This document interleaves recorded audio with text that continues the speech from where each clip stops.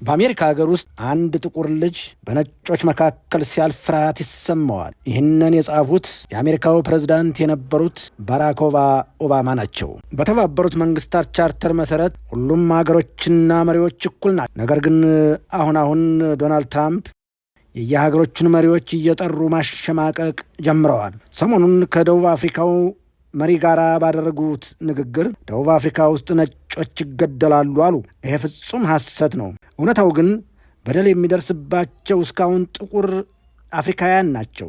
ዶናልድ ትራምፕ ስለ ሌሎቹ ግማት ከመናገራቸው በፊት አፍንጫቸው ስላለው ግማት መናገር ነበረባቸው። እስኪ አሜሪካ ውስጥ እየተፈጠረ ስላለውና ፕሬዝዳንት የነበሩት ባራክ ኦባማ የጻፉትን እንደሚከተለው እናቅርበው።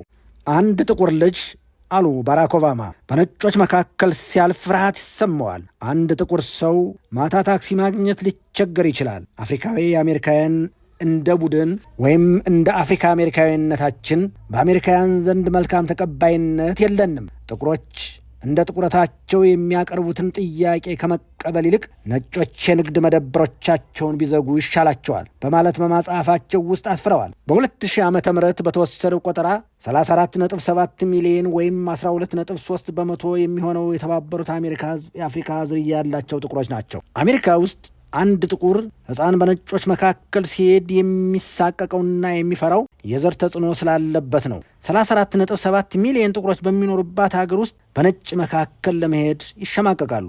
አሜሪካ ውስጥ ዘረኛ ከሚባሉ ነጭ ቤተሰቦች የተወለደች ሴት ልጅ በዓለም ላይ የምትጠየው ነገር ምንድን ነው ተብሎ ጥያቄ ቀርቦላት ነበር። ስትመልስም በዓለም ላይ የምጠላው ጥቁርን ማየት ነው አለች። በዩናይትድ ስቴትስ አሜሪካ አንዳንድ ቦታዎች ጥቁሮች 3/4 ቁጥር ቢኖራቸውም እንኳ ጥቁር ወጣቶች የማይሳተፉባቸው ክለቦች አሉ።